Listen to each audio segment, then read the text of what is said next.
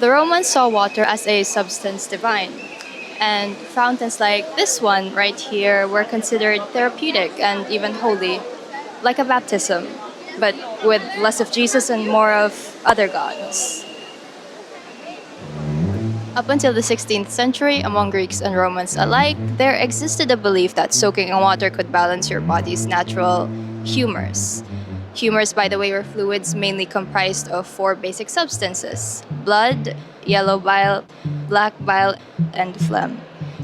In a mortal sense, these four humors were the microcosm, a lesser world of the human body that corresponded to the macrocosm of the greater world's four fundamental elements: air, fire, earth, and water, respectively. Where there was balance, there is health, and where there was an imbalance, there was illness.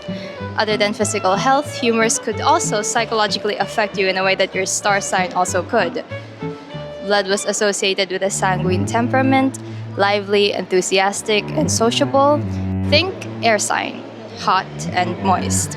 An excess of yellow bile was then thought to produce aggression, which deranges and imbalances the other humors and consequentially the person. Fire sign, no questions asked. Black bile in excess was understood to cause depression. This then becomes its own self-fulfilling prophecy, making the liver churn bloody black bile instead of yellow.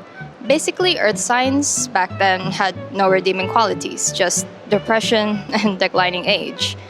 But nothing beats phlegm, which gets even more like water. Phlegm is cold and wet and icky and gooey and decrepit and old, as if that's a bad thing. And the essence of which is captured by the English word phlegmatic, which is described as listless, apathetic behavior.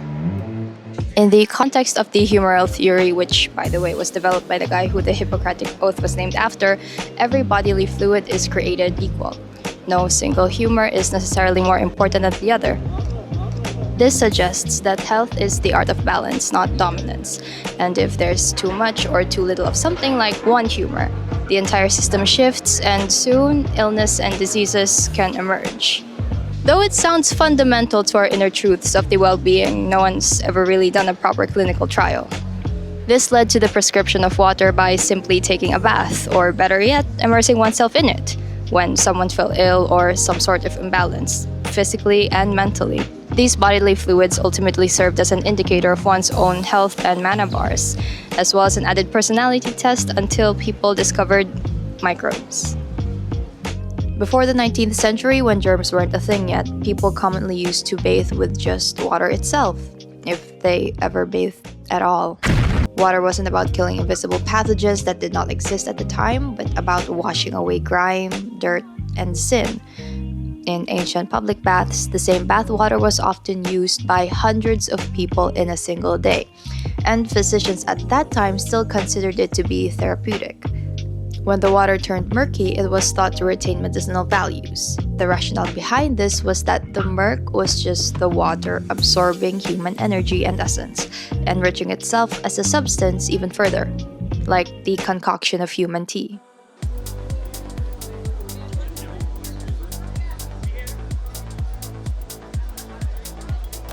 These public bath practices eventually laid the groundwork for more modern spas, and while there are still many public baths all throughout the world, their popularity gradually waned as indoor plumbing became more common in private homes.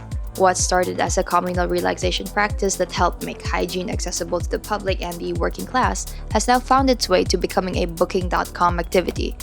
Now that indoor plumbing is the standard, I hope more and more people realize the privilege that they have amidst this sweltering summer heat.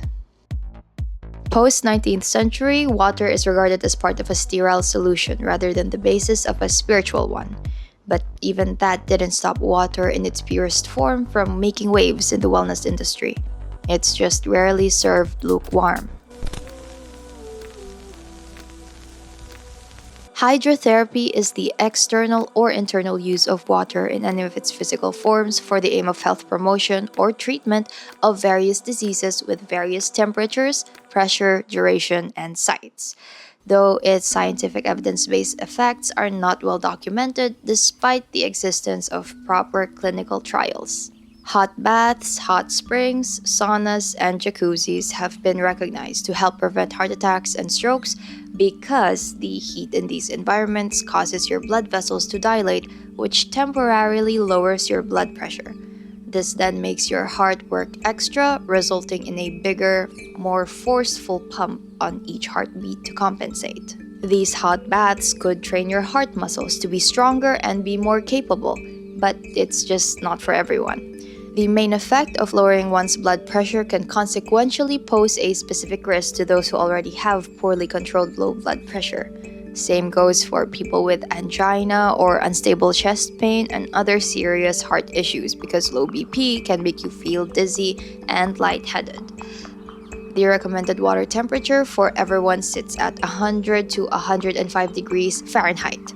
In the rest of the world terms, that's around 38 degrees Celsius, which also happens to be the internal body temperature for when you're about to have a fever. This normal hot tub temperature is nothing compared to a Finnish sauna, which might be enough to kill a Victorian child. No, really. A case study depicted that a bath at 104 degrees Fahrenheit or 40 degrees Celsius is enough to pose an irreversible cognitive threat to a child. Hyperthermia is real. It can hurt you. That's why in a typical Finnish sauna, where the temperature can reach the boiling point, it's best to stay for no longer than 15 to 20 minutes, and for an even shorter period of time if you already have low blood pressure. But that's just one side of the dial. Could the opposite, the extreme cold, have a corresponding opposite effect to the body? Could the cold fix things that sweating couldn't? Whole body cryotherapy is when people willingly step into a chamber chilled to negative 100 degrees Celsius. And yes, we will be using the only metric system that makes sense, which in reference is just a tinge colder than early morning showers in January. Cold therapy or cryotherapy in general is utilized mainly in exercise recovery because it helps reduce soreness and inflammation, meaning it reduces pain but not necessarily gain. The mechanism behind which is, to no surprise, the opposite of heat. It constricts your blood vessels instead of dilating them, reducing blood flow, though comparable evidence in humans is still lacking. Other than that, cryotherapy has also been investigated to help treat mental disorders and eczema. A more common application of cold therapy is ice packing whatever's sore. Let that be a raging headache, a sprained ankle, or even having your wisdom teeth removed. Just never ever apply cold to a cramp, Charlie horses, or menstrual ones. Thank me later. Balneotherapy is different from hydrotherapy in the way that it's not just about the effects of water itself, but also what's in the water. Though there are overlaps from its historical origins and practice, like the Roman public bath, thermae, being their predecessor. From the Latin word for bath, balneum, balneotherapy involves bathing in mineral-rich waters like sulfur, radon, bicarbonate, or magnesium from thermal springs or custom medically enriched artificial baths. It's said to be effective in treating musculoskeletal issues like arthritis, cardiovascular and respiratory issues, skin conditions like psoriasis, muscle pain, and even stress and obesity. And surprisingly enough, some European countries like Germany and France actually cover balneotherapy in their national health insurance when it's prescribed by a doctor. No two natural thermal springs are alike in terms of mineral composition. The Heves Lake in Hungary, which is the largest swimmable thermal lake in the world, is rich in carbonic acid, calcium, magnesium, and sulfur. This lake is also a natural habitat for various life forms, mainly bacteria, that is speculated to contribute to its curative effect on humans. The Dead Sea, on the other hand, has the highest salt and mineral content in all of the seas. It is said to be high in calcium, magnesium, bromide, which is responsible for its relaxing effect, and bitumen. One key feature of the Dead Sea itself is its location. The area where it's located has a high rate of evaporation caused by high temperatures all year round. This results in an extremely pure and dry air that gets replenished easily. Sea air has also been found to contain negatively charged ions of its trace minerals, which may improve lung function and which shares the same mechanism of healing with the Himalayan salt lamp. That kinda explains why there's still no concrete scientific evidence that thalassotherapy is effective. Thalassotherapy is kinda like the marine branch of balneotherapy. It also relies on salts and minerals, the content of water, to heal. But it also involves the Bermuda Triangle and the lost city of Atlantis. They're all connected somehow, like some kind of conspiracy. The origin of modern thalassotherapy dates back to the 18th century when people were advised not only to bathe in seawater, but also to drink it.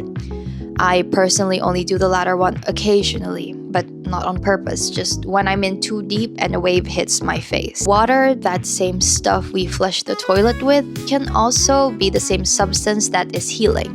It can have a bigger, brighter, and even better purpose, but it's simply in the wrong place. And sometimes that wrong place just happens to be. So perhaps the lesson here is that the same thing that you float in can also be the same thing that you can drown in. The healing property of water itself had its foundations in balance. The concept of one drop being strong enough to skew that balance in everything it encompasses tells us that one single drop can create a ripple effect. Ultimately, it is up to us to restore that balance, and we can choose to either go with the flow or against it, but we must be mindful in doing so out of intention and not out of habit. That's all. Hydrate yourself and be well.